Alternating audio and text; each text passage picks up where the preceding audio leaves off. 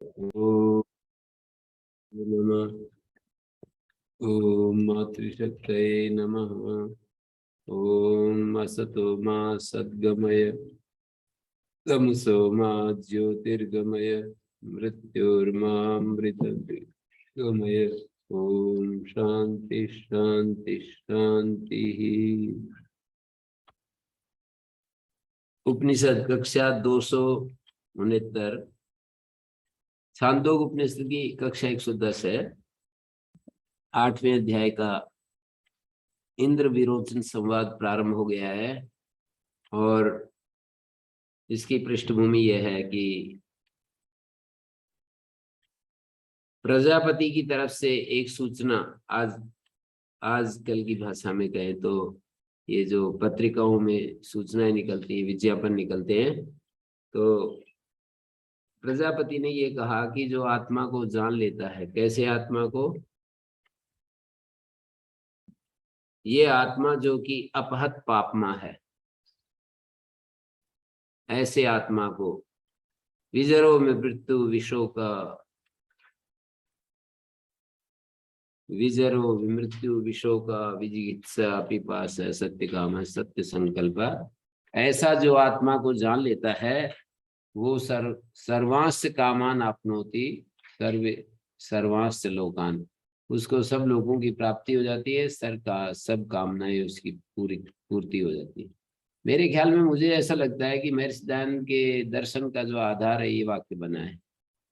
मुक्ति की जो स्थिति बताते हैं वो मुक्ति में जो लोकांतरों में भ्रमण करता है और वो संकल्प मात्र से जो उसकी इच्छा पूरी हो जाती है, उसका आधार ये जो यहाँ पर पीछे वर्णन किया है ना, 8वें अध्याय के दूसरे खंड में जो वर्णन आता है, और उसमें भी सतपथ ब्राह्मण में भी जो मिलता है, पश्यन चक्षुर भवती शृण्वन श्रोत्रम भवती रसेन रसना भवती संकल्पयन मनो भवती, ऐसे जो वचन मिलते हैं वो उनके दर्शन के, उनकी जो दृष्टि के आधार बने। कई लोग कहते हैं समाधि में देखते हैं, तो ये तो केवल श्रद्धा से बोलने वाली बात होती है। समाधि में ऐसे विषय थोड़ी देखे जाते हैं कि मुक्ति में क्या होता है। आदमी जो है ना, श्रद्धा वशीभूत होकर के अपने आचार्य के प्रति हर चीज जोड़ देता है, कहीं ना कहीं से कुछ न कुछ जोड़ देता है। और श्रद्धा से देखने नहीं, इसमें समाधि में देखने के विषय जो है ना वो गिना रखे हैं, बहुत सारे शास्त्र में बता रखे हैं कि समाधि वितर्कानुगत विचारानुगत आनंदानुगत अस्मितानुगत ये सब है ना। और ये सब जो है मुक्ति में क्या होता है ये क्या पता क्या होता है। अपने पास जो शब्द प्रमाण है उनके आधार पर हम कहते हैं कि मुक्ति में ये होता है, स्वर्ग लोक में ये होता है, और आदित्य लोक ब्रह्मलोक में ये होता है। हाँ जी।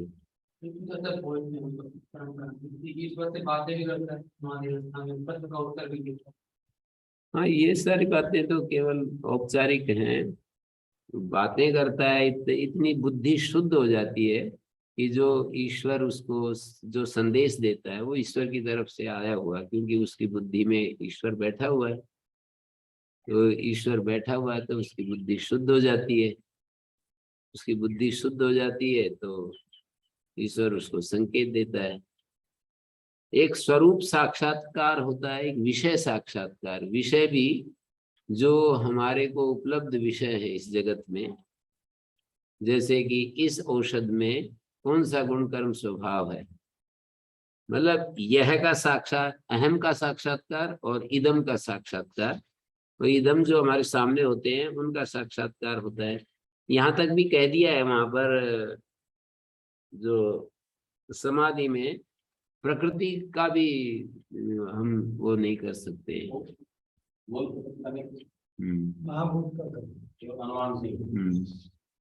महाभूत का तो करते हैं।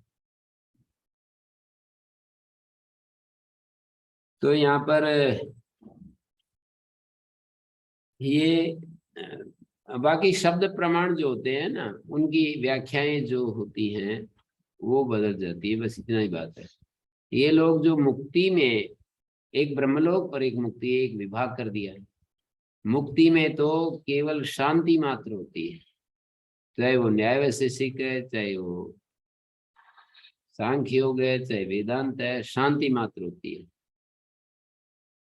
वहां कोई इस तरह की, महर्षि दयानंद के दर्शन का आधार वो ब्रह्मलोक को अलग से न मानना और ब्रह्मलोक में संकल्प मात्र से सब चीजों को होना, ये सारा फिर उन्होंने ये निर्धारित कर लिया कि मुक्ति में भौतिक शरीर तो छूट जाता है, लेकिन उस मुक्ति के अनुकूल एक सामर्थ्यशाली चित्त की उत्पत्ति हो जाती है। अभौतिक जो सूक्ष्म शरीर है उसकी उत्पत्ति हो जाती है। तो मुक्ति का काल भी ऐसा बनता है, तो पहले आपने बताया मुक्ति का काल भी इसी 8वें सही अनुमानित किया गया है कि ब्रह्मा के 100 वो उधर पढ़ा है ना मुंडकोपनिषद में, ते ब्रह्मलोके परांत काले परामृता परिमुच्यन्ति सर्वे। तो ऐसे ही जो निर्धारण किए, सिद्धांत निर्धारण किए हैं, वो मूल में कहीं कहीं जो संकेत मिलते हैं उनकी एक स्वतंत्र व्याख्या उनके समझ में आएगी, ये होनी चाहिए।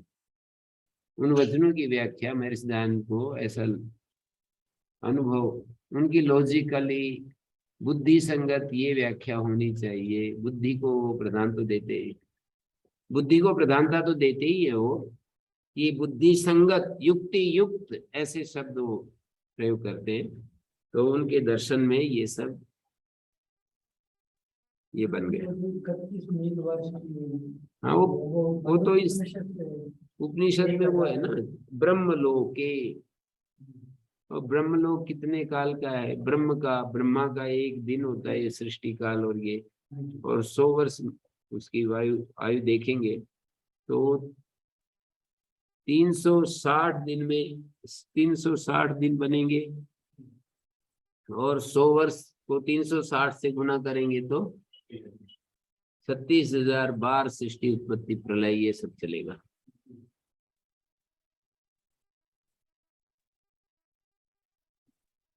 मुक्ति में शांति मात्र होती है, ये महर्षि दयानंद को बिल्कुल स्वीकार नहीं है। मुक्ति में शांति मात्र होती है, और उसमें उसको कहीं पर भी कोई आना जाना स्वराट सामर्थ्य उसका इतना बढ़ा हुआ नहीं होता है कि वो जहां जाए वहां की सब चीजों को देखे। तो क्या रस रहेगा ऐसा वो देखने में? तो नींद में भी हो जाता है आदमी को, और नींद चूंकि वो फिर आदमी को उसी उसमें घसीट लेती है ना।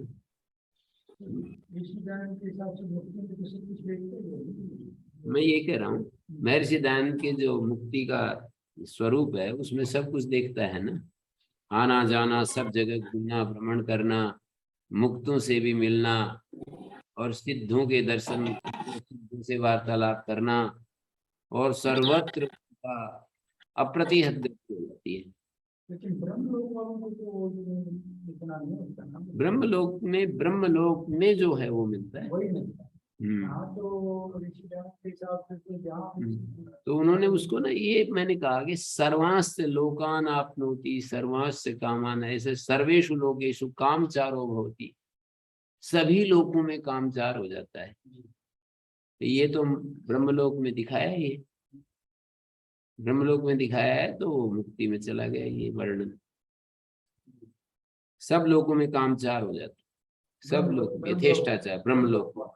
हाँ, ब्रह्मलोक में पृथ्वी लोग सब लोग कहीं भी जाना करना चाहता है तो हाँ हाँ, तो ये इसमें मुझे तो इसमें वो एकदम क्लैरिटी है कि ये ऐसा ऐसा वो उन्होंने इस सब को ऐसा समझा है। तो ब्रह्मलोक वाला स्वर्गलोक में आएगा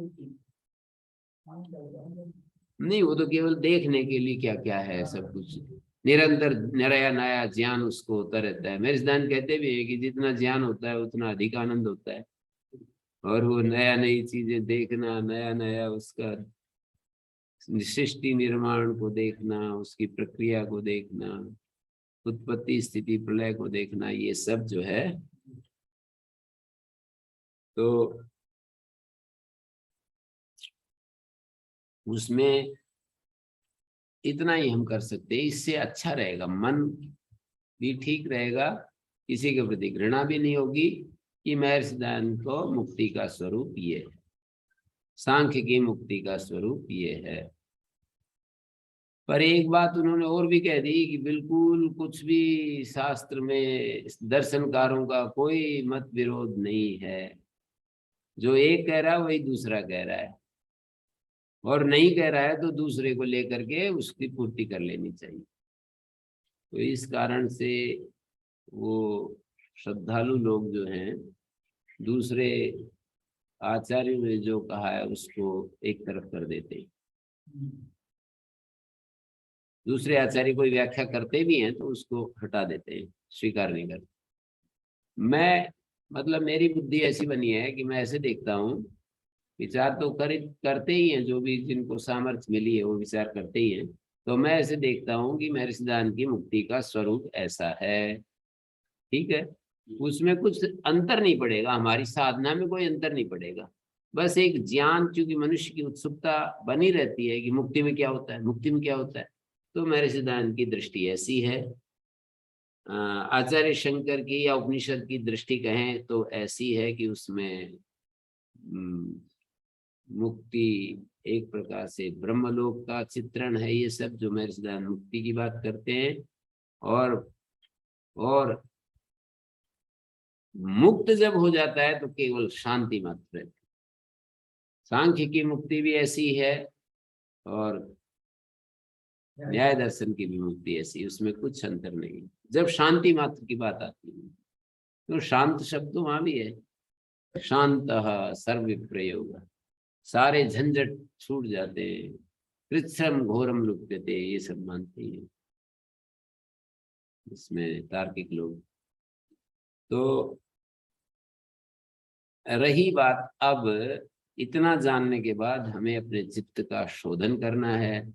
चित्त शोधन का उपाय यह है कि एक व्यक्ति के प्रति भी इस अस्तित्व में हमें राग और द्वेष ये ना बचे।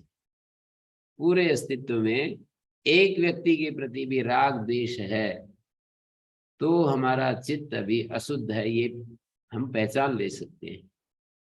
एक बार भी यदि किसी का स्वप्न दुस्वप्न के रूप में यदि आता है, प्रकट होता है, तो चित्त अशुद्ध है। ऐसे कुछ सिम्टम्स हैं जो हम बता सकते हैं कि चित्त शुद्ध है या अशुद्ध है।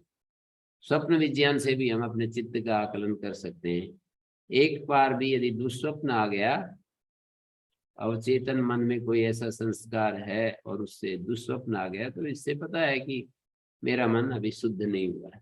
उसके लिए प्रयास करना चाहिए, रोने धोने की बजाय प्रयास करना चाहिए, और ज्यादा उग्र होकर के प्रयास करना चाहिए, और ज्यादा मेहनत करनी चाहिए। चैलेंजेस जितने बड़े हों उतना ही हमारे को मेहनत करनी होती है। जैसे भौतिक जगत में हम देखते हैं ना, बड़े लोगों को जितने ज्यादा चैलेंज उतनी ज्यादा मेहनत करते हैं। हम तो यही पतंजलि योग पीठ में रहते हुए हमने तो यही अनुभव किया, स्वामी जी महाराज को देखते हुए, कि जितना बड़े चैलेंज आते हैं, कितने बड़े बड़े चैलेंज उनके सामने आते हैं, तो और मेहनत करते हैं, और ज्यादा स्टेबल होने के लिए संघर्ष करते हैं, और उस अपार सामर्थ्य को लेकर के संसार में उनके मुकाबला करते हैं जो चैलेंजेस हैं।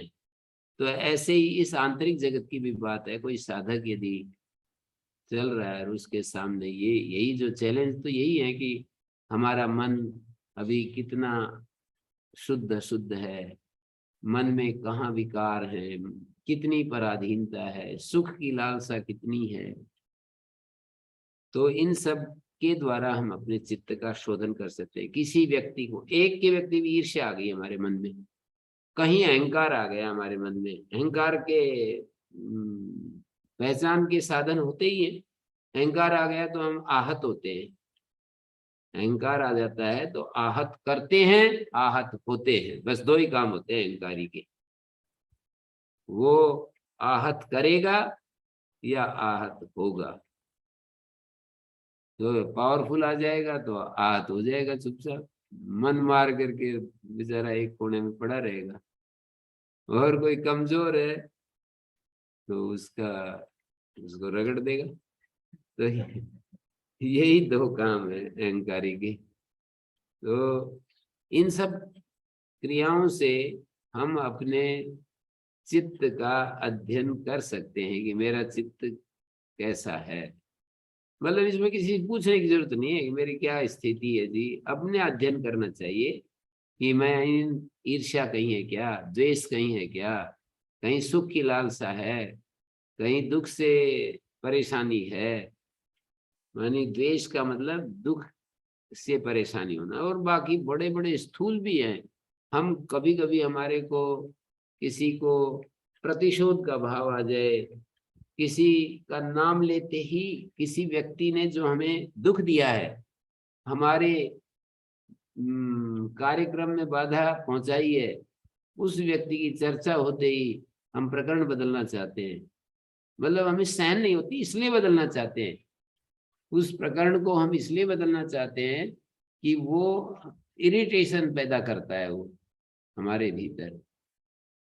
हम इतने शांत होकर के उसको सुन भी सकते हैं एक तरफ, और कोई प्रतिक्रिया न हो, और प्रतिक्रिया हो जाती है। हम बेशक दूसरों के सामने प्रकट ना करें, लेकिन प्रतिक्रिया हो गई तो वो अध्ययन करना चाहिए। वितर्का हिंसा दया, वितर्का हिंसा दया, लोभ क्रोध मोह पूर्व का, मृदु मध्य अधिमात्रा, कृतकारिता अनुमोदिता। इनमें से एक एक को सूत्रकार ने, पतंजलि ने एक एक हिंसा को, झूठ को, चोरी को, अब्रह्मचर्य को, एक एक को 81 भेदों में प्रविभक्त कर दिया है। एक हिंसा को 81 लेवल पर ऐसे वर्टिकली देखें तो एक लेवल पर, उससे ऊपर, उससे ऊपर, उससे ऊपर, ऐसे 81 लेवल दिखा दिए हैं हिंसा के। ये 81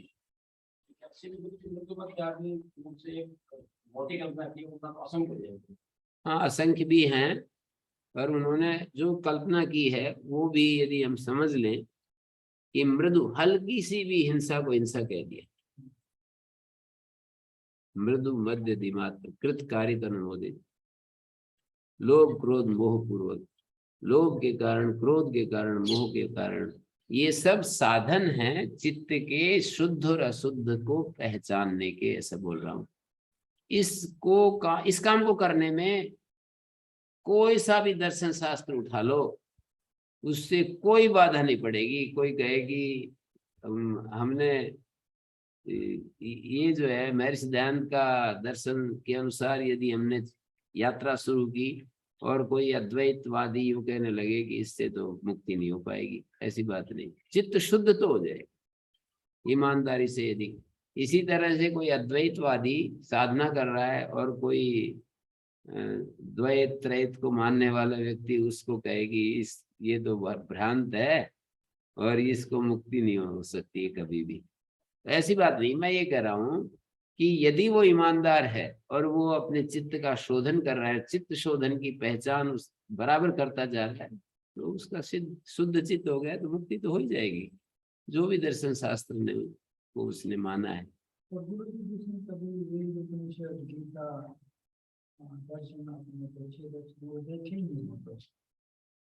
है ना, ऐसे बहुत सारे लोग हैं, ऐसे बहुत सारे लोग हैं, फिर भी जो है, फिर भी स्थिति तो है ही उनकी भी मुक्त पुरुष जैसे। मन बुद्धि आत्मा परमात्मा का विषय इतना मतलब सूक्ष्म है। वो तो उसका ये अपने आश ग्रंथ ना मिले, ना मिले तो उस चीज का वो तो सही है, होता। वो तो सही है, लेकिन मुक्ति के लिए जो आवश्यक ज्ञान है, वो तो उसके लिए, मुक्ति के लिए आवश्यक ज्ञान तो है ये है कि किसी भी लेवल पर हमें इच्छा ना हो, किसी भी लेवल पर हमारे को, हमारा मन बिल्कुल स्थिर हो जाए। ज्ञान से प्रॉपर ज्ञान नहीं है, उसका सोच उस पे ये तो सही बात कही, ज्ञान होना चाहिए, पर ज्ञान इस रूप में होना चाहिए कि मेरे भीतर एक साक्षी है। ये तो हम अपने अनुभव से भी कह सकते हैं ना, एक ऐसी शांत चेतना है जिसको हम नाम नहीं दे सकते, जिसको हम बता नहीं सकते, शांत चेतना है, एक उस चेतना के सामने आने वाले विषय हैं। और ये जो विषय है ये तो बदलते जा रहे हैं, पर वो साक्षी तो एक स्थिर सुस्थिर रूप में बना रहता है। ये बात शास्त्र के बिना भी कोई अपने सेल्फ ऑब्जर्वेशन के द्वारा भी पहुंच जाएगा। कृष्णमूर्ति जैसे लोग हैं ना, वो पहुंचे ही हैं। तो ऐसा यदि कोई कर सके, ऐसा कोई कर सके, कठिन तो है ही। अब परमात्मा को गुरु जी जैसे यहाँ डिफाइन किया है, अपने आप परमात्मा को ऐसा नहीं जान सकता। और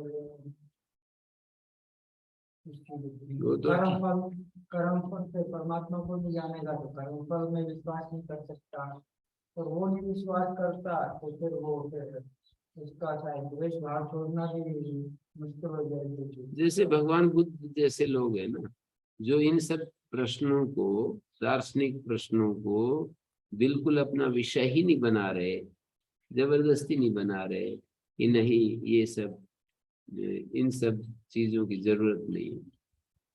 परमात्मा क्या करता है, उसका क्या काम है, उसका क्या यहाँ पर इस अस्तित्व में रोल है, माने केवल भक्त ही इस संसार में उद्धार का प्राप्त होते हैं ऐसी बात नहीं।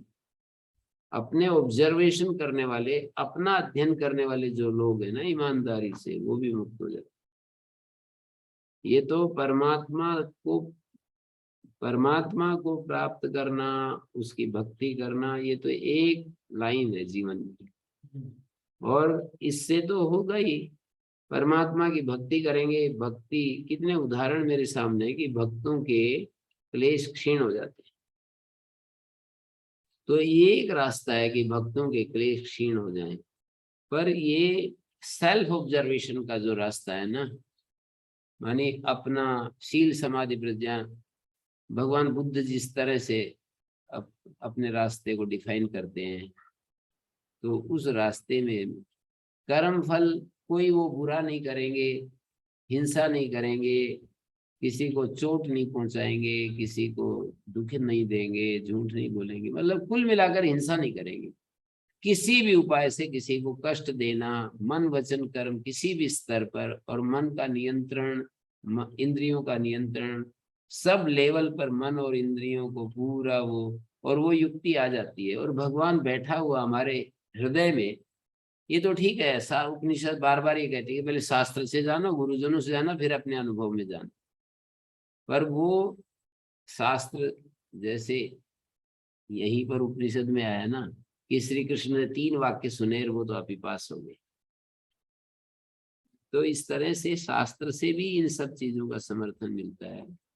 3 वाक्य सुने, और श्री अरविंद ने कहा है कि वो जैसे कुछ लोगों से मैंने सुना है, ऐसे कहेंगे 20,000 मंत्रों को ठीक ठीक से समझे बिना मुक्ति नहीं होती। 4 वेदों के 20,000 मंत्र समझ लो, और उपनिषद को ठीक ठीक से बेशक मत समझो, 4 वेदों को समझना चाहिए, मुक्ति हो जाएगी। तो उस मतलब एक एक दृष्टि होती है हमारी, जहाँ हमारा फेथ होता है, जहाँ विश्वास होता है, तो ऐसी भाषा बोलेंगे। तो उपनिषद के वो अंश, एक अंश कर्म परक है उपनिषद के, एक अंश उपासना परक है। एक उपनिषद ने सारे वैदिक साहित्य के, केवल उपनिषद की नहीं कहने चाहिए, सारा वैदिक माने उसमें संहिता भी आ गए, ब्राह्मण ग्रंथ भी आ गए, आरण्यक और श्रुति, ये क्या बोलते हैं उपनिषद, 4 भाग कर लिए। वेदों के हमने 4 भाग कर लिए। एक मूल संहिता बोलते हैं, दूसरे स्तर पर ब्राह्मण ग्रंथ, तीसरे स्तर पर आरण्यक ग्रंथ, और चौथे स्तर पर उपनिषद। इसलिए वेदांत कहते हैं वेद का अंतिम भाग है ये।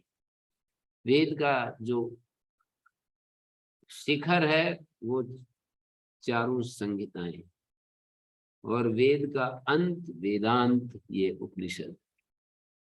तो यदि हम केवल वेदांत भाग को, मुमुक्षु को वेदांत भाग पर फोकस करना होता है। मुमुक्षु यदि है, कोई आदमी कर्म उपासना के क्रम से गुजरता हुआ वेदांत में पूछता है, कोई आदमी सीधा वेदांत में पूछता है, मुक्ति तो हो जाएगी। और वेदांत यही एक इसके सारे मंत्रों को हमने इतने 5 अध्याय तक कितनी सारी उपासनाएं दी हैं, वो सारी की सारी उपासनाएं सबको करनी है। इन उपासनाओं को करके ही मुक्ति मिलेगी ऐसा नहीं। कोई भी हमारे संस्कार के अनुसार हमें एक ठीक बैठती है, वो उपासना पकड़ करके यदि हम निरंतर उस पर फोकस करें तो उससे वो सब लाभ मिल जाएंगे जो किसी दूसरी उपासना से लिखा हुआ होता है। ये ऐसा उपासक ये फल मिलता है। तो वेद में कर्म की बात है सबसे ज्यादा, क्योंकि कर्म करने वाले सबसे अधिक है। कर्म की बात सबसे अधिक है, उपासना की बात उससे कम है, और ज्ञान की बात उससे भी कम है। क्योंकि वेदांत को समझना सबके बस की बात नहीं है, उपासना करना भी सबकी बात नहीं है। कर्म तो कर सकते हैं, तो केवल कर्म का फल जो है स्वर्ग लोक बता दिया, उपासना सहित कर्म करने का फल ब्रह्मलोक बता दिया, और ज्ञान की साधना करने से मुक्ति फल बता दिया। यदि हम ज्ञान की साधना करते हैं तो उसका फल मुक्ति है। तो यदि हम उपासना करते हैं, उपासना में ब्रह्म ईश्वर हम उसके पुत्र पुत्रियां हैं, और ईश्वर हमारा उपास्य है, उसकी हम उपासना करेंगे और निरंतर उपासना करेंगे, तो जिसकी उपासना करते हैं वो तो मिल ही जाता है ना। जैसे शांडिल्य विद्या में समझाया, शांडिल्य विद्या में यही समझाया, जैसा हमारा संकल्प होता है और जिस तरह का निश्चय होता है उस तरह का ही हमें फल मिलता है, अपने निश्चय के अनुसार हमें फल मिलता है। तो यहाँ पर जो बहुत महत्वपूर्ण बात यहाँ पर मुझे कहनी है, वे उन्होंने ये कहा कि हम आए हैं आपके पास आत्मा को जानने के लिए। मतलब वो आए और उन्होंने, ठीक है, वो 32 वर्ष तक रहते रहे, और फिर प्रजापति ने पूछा कि क्या इच्छा लेकर के आए हो। उन्होंने बता दिया कि हम तो इच्छा लेकर यही आए हैं कि आत्मा को जाने। आपका संदेश हमने सुना है कि आत्मविद जो होता है वो ऐसा ऐसा होता है, उसको सब लोग प्राप्ति हो जाती है, सब कामनाएं पूर्ण हो जाती हैं, ऐसा ऐसा हमने सुना है। कामनाएं हमारे को तो बहुत ज्यादा, कामनाओं की अपूर्णता से दुख होता है, क्लेश होता है। हम तो चाहते हैं कि हमारी सारी कामनाएं पूरी हो जाएं। कामनाओं की अपूर्णता को देखा है हमने, अनुभव किया। हर एक व्यक्ति का जीवन प्रमाण होता है कि कामनाओं की अपूर्णता से क्या क्या घटित होता है। कामनाएं मनुष्य को कैसे घुमाती रहती है, कैसे हम तो देख नहीं पाते ना। कामनाएं होती रहती हैं, उनसे अनदेखा करके फिर कुछ लग जाते हैं और किसी कामना की पूर्ति में लग जाते हैं। तो ऐसे हमारा जीवन चलता है। तो देखिए, वो देव और असुर दोनों ही इस तरह से प्रजापति के पास आगे बढ़ते हैं, और वो 32 वर्ष रहने के बाद कैसे आना हुआ, ये सब बात होने के बाद वो कहते हैं हमने आपके मुख श्रीमुख से ये सुना है, इसको हम जानने के लिए आए हैं। तो प्रजापति ने उनको बस एक उपदेश दिया कि या एष अक्षिणी पुरुषो दृश्यते, या एषो अक्षिणी पुरुषो दृश्यते, एष आत्मा इति होवाच। एतद अमृतम अभयम एतद ब्रह्म। ये जो संदेश है इसको आप बराबर ध्यान रखेंगे। मैं आप लोगों से अपेक्षा करता हूं कि ये जो आत्मा का लक्षण किया है 8वें अध्याय के 7वें खंड का 4th मंत्र है, इसको आप बराबर अपने ध्यान में रखना है। 8वें अध्याय के 7th खंड का 4th मंत्र, येषु अक्षिणी पुरुषो दृश्यते एष आत्मा इति होवाच। एतद अमृतम अभयम एतद ब्रह्म, एतद अमृतम अभयम एतद ब्रह्म इति अथ योयम भगवो अप्सु परीक्षायते यस्यायम् आदर्शे कथम एषा। एषु एव येषु सर्वेषु अंतेषु परीक्षायते, यही है बस, ऐसे कह दिया उन्होंने। माने बहुत ज्यादा इस पर डिस्कस हमने कल किया था और इसको समझे बिना आगे कैसे बढ़ेंगे। उन्होंने फिर उदसराव दृष्टांत से, प्रजापति ने सोचा कि मैं इनको एक उदसराव दृष्टांत से भी समझाऊंगा। नहीं, मैं, प्रजापति तो देख रहे हैं कि ये विपरीत ग्राही हो रहे हैं, मेरे संदेश को ठीक ठीक पकड़ नहीं पा रहे, लेकिन उनको ये भी विश्वास है कि ये उदसराव दृष्टांत और जो मैं आगे इनको उदसराव दृष्टांत दूंगा उससे पता लग जाएगा। उदसराव दृष्टांत में ये है कि पानी लेकर के इन्होंने उनके सामने रखा और ये कहा इसको आप देखिए, और इसके बारे में, आत्मा के बारे में कुछ नहीं जानते हैं वो मेरे से पूछिए। अब आत्मा का लक्षण तो इन्होंने बता ही दिए ना, 7वें अध्याय के 4थे खंड, 8वें अध्याय के 7म खंड का जो 4th मंत्र है उसमें बता ही दिया ना कि या येषो अक्षिणी पुरुषो दृश्यते। जैसे उन्होंने कहा कि हम आत्मा को जानने के लिए आए हैं और आत्मज्ञानी की सब लोगों में सब कामनाएं उसकी पूरी हो जाती हैं। आपके स्त्री मुख से हमने ये विज्ञापन, ये अनुशासन, ये संदेश सुना है, तो हम उसी को ले आए हैं। उन्होंने कहा या येषु अक्षिणी पुरुषो दृश्यते एष आत्मा, ये आंख में जो पुरुष दृष्टा के रूप में दिखाई देता है, ये अध्ययन करना पड़ता है इस पंक्ति का अर्थ खोलने के लिए। तो ये आत्मा है, ये अमृत है, ये अभय है, ये ब्रह्म है। और उन्होंने उल्टा पूछा अथयोयम भगवो अपसु परीक्षायते, जलों में जो पहचाना जाता है इसकी क्या स्थिति है, और आदर्श में जो देखते हैं इसकी क्या स्थिति है। जैसे आपने कहा आंख में पुरुष, तो हम आपसे पूछते हैं कि जलों में जो दिखता है और आदर्श में जो दिखता है उसकी क्या स्थिति है। बोले वो भी ऐसी स्थिति है। आदर्श में यह देख करके कि उसकी भी यही स्थिति है, इसका मतलब क्या है? इसका मतलब ये दिखाया कि प्रजापति के द्वारा कहा गया जो अक्षी पुरुष है वो प्रजापति के मन में जो बिल्कुल सन्निहित तर है, शिष्य गृहीता छायात्मना, इस मंत्र की व्याख्या में लिख रहे हैं 8वें अध्याय के 7वें खंड का जो 4th मंत्र है कि आत्मना उक्त अक्षी पुरुषो मनसी सन्निहित तरा, प्रजापति के मन में सन्निहित तरह शिष्य गृहीता छायात्मा सर्वेशम च अभ्यंतर, और वो आत्मा सबके भीतर है। सर्वांतरा इति श्रुते, सबका अंतर है। एस्ते आत्मा सर्वांतरा, बृहदारण्यक में आता रहता है एस्त आत्मा सर्वांतरा, ये तुम्हारा आत्मा सर्वांतर है।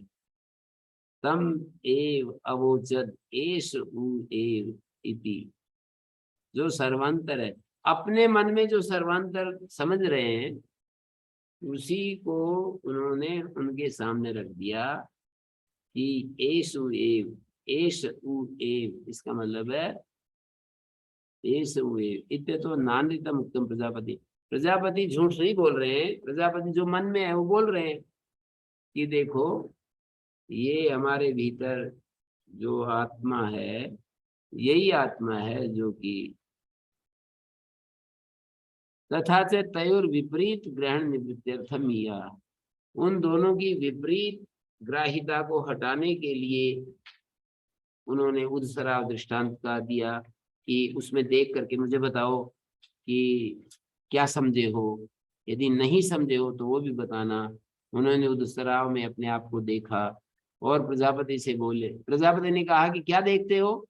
उन्होंने कहा कि यही देखते हैं, हमारा शरीर जो हमें दिखाई दे रहा है। सर्वम एविदम आवाम भगवात्मानम पश्यामा, ये सब कुछ हम दोनों अपने आत्मा को देख रहे हैं। आलोम्भ्या नखेभ्य प्रतिरूपम, सर्वम एव इदम, सब कुछ ये है। सर्वम एव इदम आत्मानम पश्यावः, सर्वम इदम आवाम पश्यावः आत्मानम आलोम्भ्या नखेभ्य यथैवी आवाम भगवो लोम नखादि मंतोस्व, जैसे हम लोम नखादि वाले हैं, एवं एविदम ऐसे ही लोम नखादि सहितम आवयव प्रतिरूपम उदसरावे पश्यामः। जैसे हमारा लोम नखादि वान हम हैं, अपने आप को देखते हैं, ये ऐसे ही लोम नखादि सहितम आवयव प्रतिरूपम, लोम नखादि सहित हम दोनों का प्रतिरूप उस सराव में हम देख रहे हैं। तब है प्रजापति रुवाच, उन दोनों को प्रजापति ने कहा अच्छा एक काम करो, ये तो गड़बड़ होगी ना, तो इसलिए उन्होंने एक और उपाय निकाला कि इनका मुंडन आदि करवा देते हैं, वस्त्र चेंज करवा देते हैं और फिर पूछते हैं कि क्या स्थिति है। तो सुवस्नो परिष्कृतो भूत्वा उत्सरावे अवेक्षेथामितो है साधु अलंकृतो सुवस्नो परिष्कृतो भूत्वा उत्सरावे अवेक्षान चक्राते तो हो प्रजापतिर्वाच किम पश्यते। प्रजापति ने कहा अच्छा से सज धज करके आओ मेरे पास, परिष्कृत होकर के आओ, उत्सराव में देखो। तो उन्होंने अलंकृत होकर सुंदर वस्त्र धारण करके और परिष्कृत होकर के उत्सराव में देखने लगे। प्रजापति ने बोला कि क्या देख रहे हो? बोले यही सब देख रहे हैं, जैसे हमने वस्त्र पहने, जैसा हमने अपने आप को सुंदर बनाया है। तौ है उस तो यथेविदम आवाम भगव साधुलंकृतो सुवस्नो परिष्कृतो स्व, आवाम स्व मध्यम पुरुष उत्तम पुरुष की द्विवचन की क्रिया है। एवं इमौ भगवा साधुलंकृतो सुवस्नो, इमौ का मतलब ये जो इसमें दिखाई दे रहे हैं ना, जल में जो चित्र दिखाई दे रहे हैं, जैसे यह है, अपनी तरफ कह रहे हैं कि जैसे यह है आत्मा का हमारा स्वरूप, ऐसे ही वहां उसमें जल में भी, उसमें भी एवं इमौ भगवा साधुलंकृतो सुवस्नो परिष्कृतो तेस आत्मा इति होवासे तद अमृतम अभयमिदं ब्रह्म। तब वो शांत हृदय वे दोनों निकल गए, बिल्कुल मन को हल्का करके कि हो गई, बात बन गई। तो हुआ अनवीक्ष्य प्रजापति रुवाच अनुपलब्ध आत्मानम अनन्विद्य प्रजता, आत्मा को बिना पाए और बिना जाने ये जा रहे हैं। यत्र उपनिषदो भविष्यन्ति, मानी जो इनमें से इस उपनिषद वाले होंगे, इस उपनिषद मानी अभी जो इन्होंने वार्तालाप में जो मेरे को बताया, तो अपनी प्रतिष्ठा देख ली, उसी को मान ली। हाँ अपनी प्रतीक्षाया कोई आत्मा मान लिया, इस विचार इस स्वरूप वाले आत्मा को, आत्मा के इस स्वरूप को जो जान रहे हैं, देव हो चाहे असुर हो, वो तो पराभूत हो जाएंगे। सह शांत हृदय विरोचन असुरांत जगम, वो तो एक तो चला गया और उसने घोषणा भी कर दी कि भाई ऐसा ऐसा आत्मा है, ये पूजनीय चीज है। महय्या महय्य महयितुम पूजयितुम योग्य, मह पूजायम धातु का महय्य, आत्मा परिचर्य, आत्मानव आत्मानम इह महयन आत्मानम परिचरण उभौ लोको वाप्नोति मम च मम च, आत्मा की पूजा करते हुए, आत्मा की सेवा करते हुए उभौ लोको वाप्नोति, दोनों लोगों को प्राप्त करता है। इमम च अमम च, इस लोक को उस लोक, इमम च अमम च, इस लोक और उस लोक को प्राप्त कर लेता है। अब ये तस्मादपि अद्य, आज भी, इह अददानम अश्रद्धानम अयजमानम आहुरसुरो बत, असुराणाम ही एषा उपनिषद प्रेतस्य शरीरम भिक्षया वस्नेन अलंकारेण संस्कुर्वन्ति।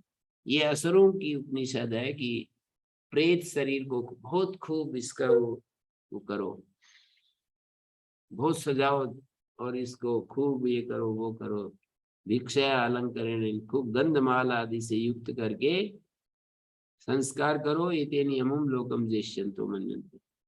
स्वामी शरणानंद जी महाराज सन्यासियों को ज्यादातर वो करते हैं, दबाते हैं, पर उन्होंने कहा कि मेरे शरीर को जो है ना, बस कुछ क्रिया मत करना, कुछ समाधि भी मत बनाना, और जैसे ही शांत हो जाए तो बस ले जा करके। तो वहां पर वृंदावन में उनका आश्रम है, वहां जाकर के देखेंगे कि बहुत सारे वो लगा रखे हैं, फूल आदि लगा रखे हैं, तरह तरह के सुंदर फूल चारों तरफ उसके ऊपर लगा रखे हैं, और कुछ भी नहीं वहां पर, कोई प्रतीक नहीं, कोई मूर्ति नहीं, बस ये है कि स्वामी जी के वाक के चारों तरफ लिखवा रखे हैं। वो एक घेरा सा बनाया हुआ है, चारों तरफ घेरा जैसे, घेरे के ऊपर एक एक बोर्ड में सुंदर सुंदर वाक्य, बहुत अच्छे अच्छे वाक्य लिखे हुए हैं। बस इतना कर दिया। तो उन्होंने कहा कि मेरा कोई वो मत करना, सजाना धजाना मत करना, और बस साधारण तरीके से चुपचाप जला देना। तो यहाँ तो क्या बताया इन्होंने 5वें मंत्र में, 8वें अध्याय के 8वें खंड का 5वां मंत्र, तस्मात् अपि अद्य इह अददानम, न देने वाले को, अश्रद्धानम, श्रद्धा न रखने वाले को, अयजमानम, यज्ञ न करने वाले को असुर कहते हैं। असुराणाम ऐसा उपनिषद एतस्य शरीरम भिक्षया वसनेन अलंकारेण संस्कुर्वन्ति अथ इंद्रो अप्राप्य देवान एतद भयम ददर्श। इंद्र जो था वो तो चले गए, और उन्होंने घोषणा भी कर दी कि मैं आत्मविद्या सीख करके आया हूँ, और ये जो शरीर है ना यही आत्मा है, हमको इसको अच्छे से खिलाना पिलाना चाहिए, इसकी सुरक्षा करनी चाहिए, यही आत्मा है, इससे यह लोग और वह लोग सब ठीक हो जाएंगे, ऐसे बता दिया। अमुम लोकम एतेन अमुम लोकम जिष्यन्तो मन्यन्ते, इस ही प्रक्रिया से अमुम लोकम मानी परला वाला लोक, एतेन अमुम लोकम मानी वसन वस्त्रों से, और भिक्षा माने गंधमाल्य आदि, गंधमाल्य अन्न आदि लक्षणया वसनेन वस्त्रादिना आच्छादनादि प्रकारेण अलंकारेण ध्वज पताकादि करणेन एवं संस्कुर्वन्ति एतेन कुणप संस्कारेण अमुम, कुणप माने शव का संस्कार करके, प्रतिबत्तम्यम लोकम जेष्यन्तो मन्यन्ते। तो इंद्र अप्राप्य देवान दैव्या अक्रोरादि संपदा युक्तत्वात्, दैवी संपद से युक्त है वो, अक्रोरीय संपद से युक्त है, तो उसका गुरुर वचनम पुनः पुनः स्मरण, गुरु की वाणी को बार बार याद करता हुआ जा रहा है, भीतर ही भीतर चलता हुआ जा रहा है, याद करता जा रहा है, और जो लक्षण बताए थे आत्मा के, उन लक्षणों के ऊपर अपने आप को कसता हुआ जा रहा है कि आत्मा ऐसा है, और ये जो मैं जागृत अवस्था में जो मेरा स्वरूप है, ये एतद अमृतम अभयम ऐसे कहा, और ये तो मर जाता है, ये शरीर छूट जाता है, भय भी आता है, और इसको ब्रह्म कहा, और ये जो है इसमें बहुत सारी चीजें, ये सब मेरे को तो वो नहीं हो रहा है। अयम अस्मिन शरीरे साधु अलंकृतो भवति, उसने जो है ना भय ये देखा, यथैव खलु अयम अस्मिन शरीरे, ये व्यक्ति इस शरीर में साधु अलंकृत होता है, सुवसनो भवति, परिष्कृतो भवति, एवमेव अयम अस्मिन, इसी प्रकार अंधे अंधो भवति, हमारा शरीर अंधा हो जाए, आंख चली जाए तो भी अंधा हो जाता है, श्रामे श्रामा, नाक में से पानी बह रहा हो तो वो श्राम हो जाता है, श्रामे श्रामा, श्राम का अर्थ वही होता है नाक में से जल बहना, जुकाम आदि हो जाता है। फिर परिवृकणे कटफट जाए तो वो भी कटफटा दिखाई देता है।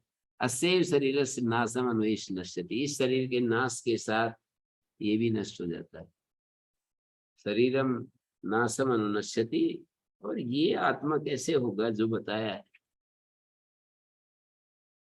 ना हम अत्र भोग्यम पश्यामि, मैं इष्ट को नहीं देख रहा हूं, भोग्यम का मतलब है मैं इसमें भोग्य नहीं देख रहा हूं। ये श्राम शब्द का भाष्यकार ने अर्थ किया है कि आंख से या नाक से जो सदा मल बहता रहता है ना, आंख से भी और नाक से भी, उसको श्राम कहते हैं। और परिवृक्ण माने छिन्न हस्ता छिन्न पाद होगा, उसको परिवृक्ण कहते हैं। तो इन्होंने ये वचन बोला है ना, परिवृक्णे परिवृक्णो, माने हमारे हाथ कट जाए तो ये भी कटा हुआ, पैर कट जाए तो ये भी, छिन्न हस्ता छिन्न पादो वा श्रामे परिवृक्णे व देहे छायात्मा पर तथा भवति। श्राम हो जाए, परिवृक्ण हो जाए, मतलब आंख में और नासिका में पानी और मल बहने लगे, और हमारा शरीर का कोई हिस्सा कट जाए, हाथ कट जाए, पैर कट जाए, तो छायात्मा भी तथा भवति। तथा से देह से नाशम अनुयेश नश्यति, देह के नाश के साथ ये छायात्मा भी नष्ट हो जाता है। तो ये तो एक तरफ ये आत्मा अजर है, अमर है, अभय है, ऐसा कह रहे हैं। एतद अजरम अमृतम अभयम ये शब्द बोल रहे हैं, और ये तो सब कुछ उल्टा दिख रहा है। तो नाहमत रश्मिन छायात्म दर्शने देहात्म दर्शने वा, छायात्म दर्शन में या इस शरीर को देखने में, भोग्यम फलम पश्यामी, भोग्यम फलम का मतलब है भोग योग्य जो फल होता है, मैं नहीं देख रहा हूं, भोग्य फल मैं नहीं देख रहा हूं। तो क्या बता दिया? तो ये बता रहे हैं एवं दोषम देह छायात्म दर्शने अध्यवश्य, देह आत्मा, देह का ही आत्मा समझना या छाया को आत्मा समझना, दो बात होगी। देहात्म दर्शन, छायात्म दर्शन, इसमें निश्चय करके से समित पाणी ब्रह्मचर्य वस्तुम पुनरेया है, ब्रह्मचर्य वास के लिए पुनः आ गया। तम है प्रजापति रुवास, तो उसको प्रजापति बोला, मघवन यद शांत हृदय प्रावराजी, मघवन जो आप शांत हृदय होकर के चले गए थे, प्रगतवान असि विरोचनेन सार्धम किम इच्छन पुनरागमन, क्या चाहते हुए पुनः आना होगा? आप तो शांत हृदय होकर के चले गए थे, क्या चाहते हुए वापस लौट आए? तम है प्रजापति रुवाच मघवन यद शांत हृदय प्रावराजी किम इच्छन तो पुनरागमन विजानन भी पुनः पप्रच्छ, जानते हुए फिर पूछा। इंद्राभिप्राय अभिव्यक्त है, इंद्र के अभिप्राय की अभिव्यक्ति के लिए पूछा। यद्वेत्थ तेन मा उपसीद, जो जानते हो ना वो मेरे पास, वो बताते हुए मेरे पास आओ। यथा तथा च स्वाभिप्राय प्रकटम अकरोत् यथैव खलु अयम् एवमेव ननु अनु अन्वमोदत प्रजापति एवमेविति। उन्होंने कहा कि बात ऐसी है, ठीक समझे हो। तो ना हम अत्र भोग्यम पश्यामी, मैं इसमें कुछ भोग्य नहीं देख रहा हूँ, कुछ इष्ट सिद्धि नहीं देख रहा हूँ।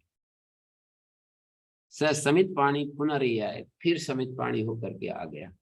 ये विचार कर रहा है, अपने भीतर भीतर चल रहा है सारा। ना हम अत्र भोग्यम पश्यामी, मेरे को तो इसमें कोई कल्याण नहीं दिख रहा। भोग्यम का कल्याण नहीं दिख रहा, इष्ट पूर्ति नहीं दिख रही, मेरी इच्छा पूर्ण होती हुई नहीं दिख रही।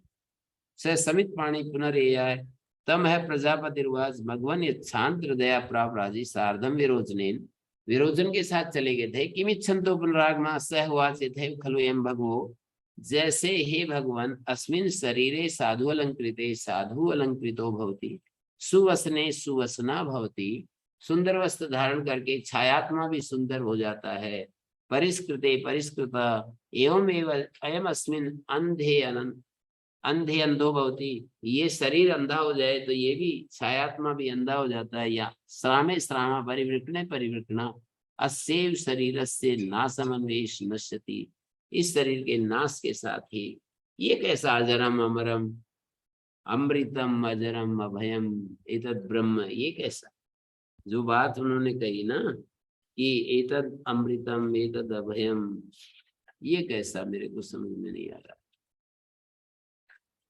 जो 7वें अध्याय के 4थे मंत्र में एष अक्षिणी पुरुषो दृश्यते स्वात्मा इति होवाच। एतदमृतम अभयम एतद ब्रह्म एतद अमृतम, अमृतम माने अमरण धर्म, और अभयम भय रहित। तो इसमें तो मेरे को भय भी होता है, इसमें मेरे को दूसरी दूसरी चीजें भी आती हैं। अमर भी नहीं इसके। अमर भी नहीं है। तो शरीर से नाशम अन्वेष नश्यति नाहमत्र भोग्यम पश्यामि, मेरे को तो मंगल नहीं दिखाई दे रहा। और मघवन क्या, ये प्रजापति कहता है कि एवं एष मघवन, मघवन माने हे इंद्र, जो तुमने समझा है बिल्कुल ठीक समझ रहे हो। एतम तु एव ते भूयोन व्याख्यास्यामि, ये पंक्ति मैं बार बार कहूंगा कि फिर बोलेंगे, उसको अंडरलाइन करने की है। एतम तु एव ते भूयोन व्याख्यास्यामि, ये जो आत्मा अभत पापमादि लक्षण है, यह अक्षिणी पुरुषो दृश्यते, यह अक्षिणी पुरुषो दृश्यते, स आत्मा अपहत पापमा विजरो मृत्यु विशोका विघसो अपिपास सत्य कामा सत्य संकल्प इत्यादि।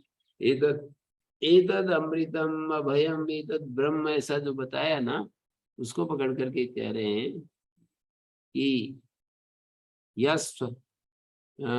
एतम तो एक भूयन व्याख्या, इसकी और व्याख्या करूंगा मैं।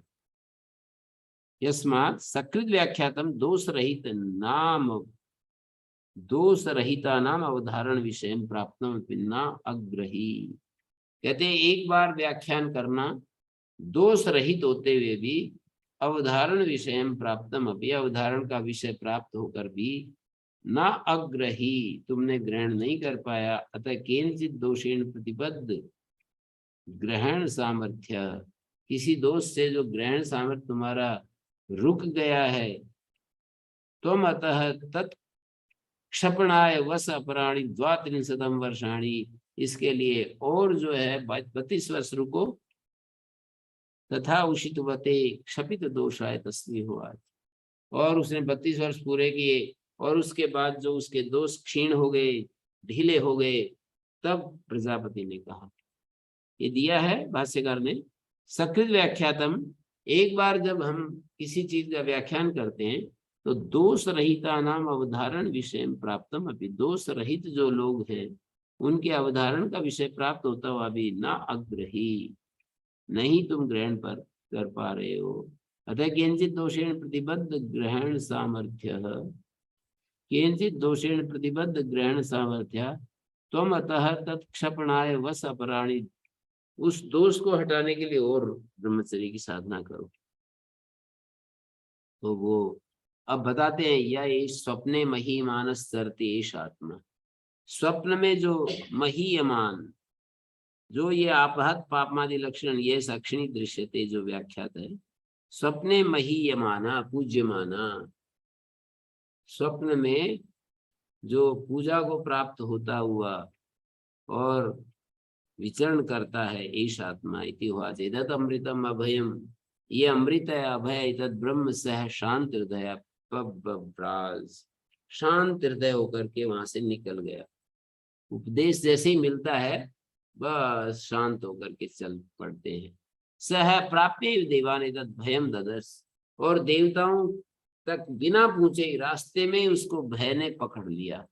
एतद अमृतम अभयम, और इधर भय आ रहा है क्या, यद्यपि इदम शरीरम अंधम भवति अनंधा स भवति, शरीर तो अंधा हो जाता है, लेकिन वो जो स्वप्न में महीयमान जो पुरुष है वो तो अंधा नहीं होता है। ऐसे तो अंधा हो गया, पर स्वप्न में जो महीयमान उसको दिखाई देता है। मतलब इस जन्मांत की बात नहीं कर रहे, हमारे को, जैसे उन्होंने, किसी ने पूछा स्वामी शरणानंद जी से कि आपको रूप का स्वप्न आता है, तो फिर बोले कि मैं कोई जन्म से थोड़ी अंधा हूँ, बहुत सारी चीजें दिखती हैं और मेरे को ऐसा लगता है कि हाँ मैं कुछ देख रहा हूँ। तो अंधासन आनंदो भवति, ये घट गया ना, ये ऐसे तो अंधे हो गए स्वामी शरणानंद जी, पर उनको स्वप्न में ऐसा लगता है कि मैं देख रहा हूँ चीजों को, तो स्वप्न में अंतर आ गया ना। जन्मांत तो स्वप्न में दिखाई देता है।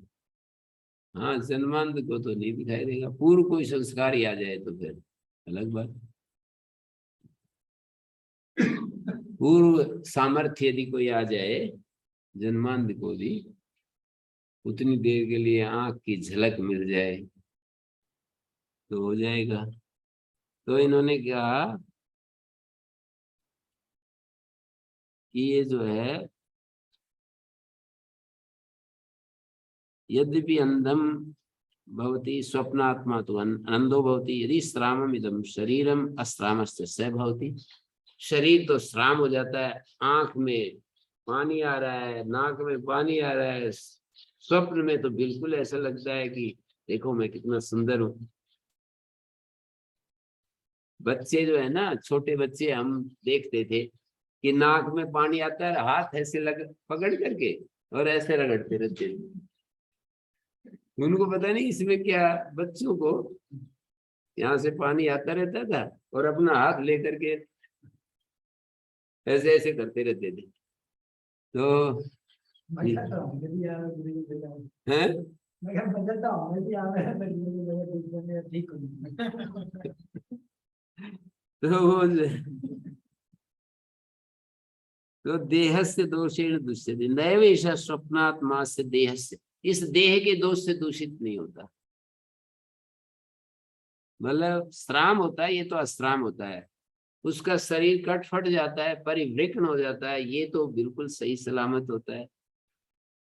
न वधीन अस्य हन्यते न अस्य श्रामेण श्रामो, कहते हैं इस अस्य वधीन, इसके वध से स न हन्यते, छायात्मवत न हन्यते, न च अस्य श्रामेण श्रामा स्वप्नात्मा भवति। इस शरीर के श्राम में को लेकर जो स्वप्नात्मा है वो श्राम नहीं होता है। नापि अस्य वधेन स हन्यते छायात्मवत, इसके वध से वो हनन नहीं होता है, उसका वध नहीं होता है, छाया इसका स्वप्न पुरुष का किसकी वजह से गुरु? है। किसकी वजह से? इन्होंने ये बतलाया ना, स्वप्न में जो महीयमान है वो आत्मा है। अभी तो पहले तो यह सक्षिणे पुरुषो दृश्य थे, उन्होंने कहा ये तो बात बनी नहीं, ना हम भोगम पश्यामि। तो फिर बोले कि अच्छा एतम ते भूयो अनुव्याख्या, इसी आत्मा का जो अक्षिणी पुरुषो दृश्य थे, चित्र जो बताया था मैंने, यह सक्षिणी पुरुषो दृश्य थे, स आत्मा एतदम प्रीतम अभयम एतद ब्रह्म जो बताया था। उसके बाद मतलब श्राव में भी तो देखेंगे। हाँ अक्षरी पुरुष में तो पूरा चित्र नहीं भी दिखाई दे मानो तो श्राव में पूरा चित्र देख लिया। हाँ, उदसराव में देख लिया अच्छी बात हमारी है। और उसमें देख लिया, पूरा वसन से युक्त होकर के भी देख लिया और उसी को उन्होंने समझ लिया। अब जो है में कैसे दिखा है? स्वप्न में स्वप्न आते हैं ना अपने आप को, तो मेरे को दिख रहा है आंखें ठीक ठाक, अंधे आदमी को भी। स्वामी शरणानंद जी का उदाहरण मैंने दिया ना, तो बोले कभी कभी हमको स्वप्न में भी चीजें दिख जाती है, मैं कोई जन्मांध थोड़ी हूँ, ऐसे बता रहे। मैं तो बाद में हुआ हूं ना, तो ऐसे वो बता रहे। तो बाहर तो शरीर तो अंधा है, पर स्वप्न पुरुष अंधा नहीं है।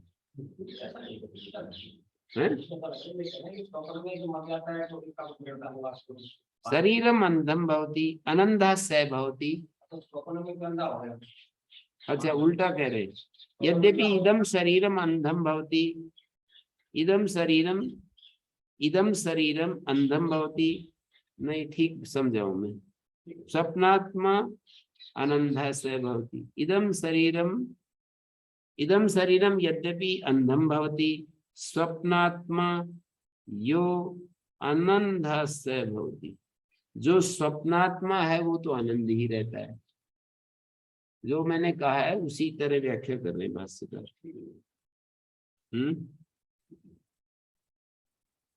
जो स्वप्न आत्मा है वो आनंदित रहता है, ऐसा? आनंद का मतलब अंधा नहीं होता है। स्वामी शरणानंद जी का दृष्टांत जो है ना, उसी को पुष्ट करने के लिए दिया कि वो तो अंधे हैं स्वप्न आ रहा है कि मैं सुहाखा हूं। ये अगर मतेन से न मतेन से वो अगला अगला दूसरा मंत्र है,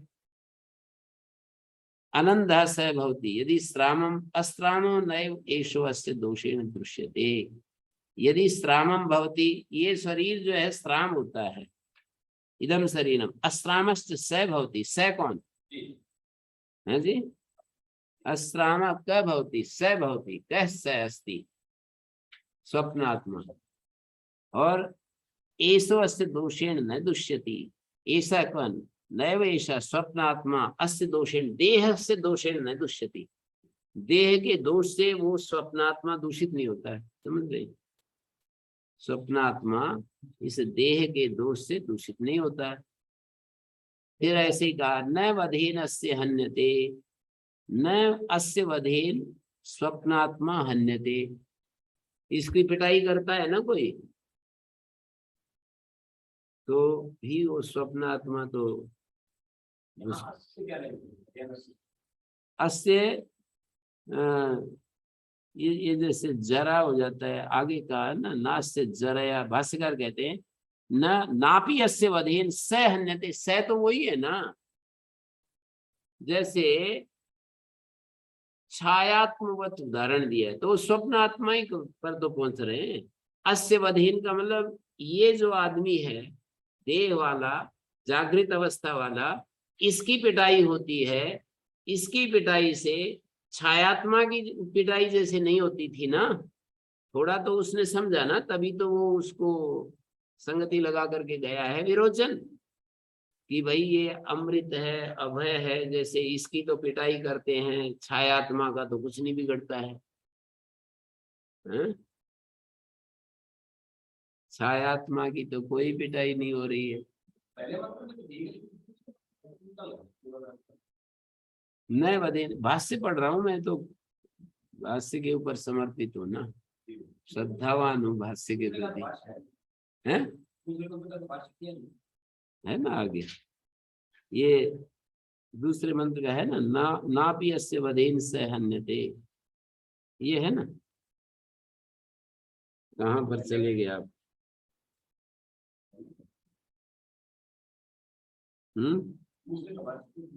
मेरे पास तो है, और इसमें ये लिखा है नापि अस्य वधेन स हन्यते, ये पंक्ति नहीं है।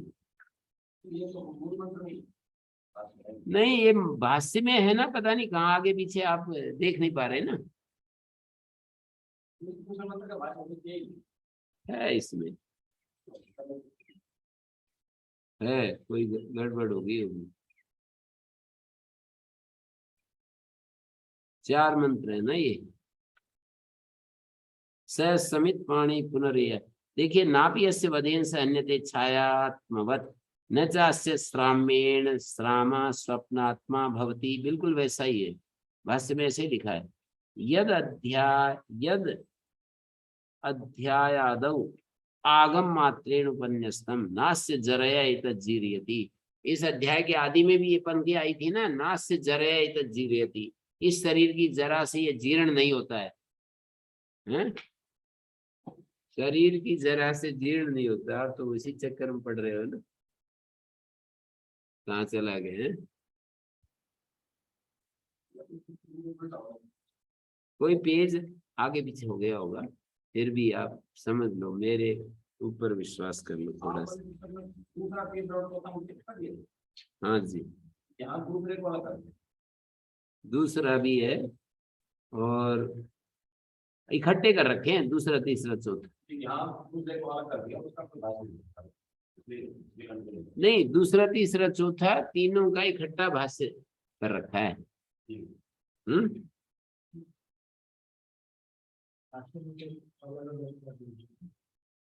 तो अब टाइम तो बहुत हो रहा है। न वधेन से अन्यते नास्य श्रामेण, मैं कल ही करता हूँ इसको, दूसरे मंत्र से फिर बताता हूँ। इसमें यही बताया दूसरे मंत्र में कि भाई इसमें अंतर तो है, लेकिन नाहम अत्र भोग्यम पश्यामि, फिर भी मुझे अपना मैं जो जिस आत्मा की मैं खोज में हूँ, अभी मेरे को पूरी संतुष्टि नहीं हो रही है, ऐसे कह रहे हैं। जैसे जागृत अवस्था के बाद जो उपदेश मिला था ये सक्षिणी पुरुषो दृश्यते। और अब ये उपदेश मिला, ये स्वप्ने महिमाना चरती, ये उपदेश भी मेरे को पूरा संतोष नहीं दे रहा है। इसमें कुछ समस्याएं कम हो गई हैं, रिड्यूस हो गई हैं समस्याएं, लेकिन वो नहीं हुई है, समाप्त नहीं हुई मेरी समस्या। वो ये दूसरे मंत्र में यही बताया, न वधेन स्यन्यते नास्य श्रामेण श्रामो घ्नन्ति त्वेव एनम। मानी इसके पीछे पड़ते हैं लोग, मारते हैं, इसकी पिटाई करते हैं, विच्छादयन्ति भगाते हैं, दौड़ता है, अप्रिय वेत्तायु भवति, इसको अप्रिय चीजें जानने में आती हैं, दुखी होता है ये। अभी रोदती, रोता है, बिलखता है, ये सब स्वप्न में भी होता है ना। नाम अत्र भोग्यम पश्यामि, मुझे इसमें कोई कल्याण नहीं दिखाई दे रहा है। तब वो फिर जो है अगले की बातें चलती हैं, कल बताएंगे। ओम शांति शांति शांति।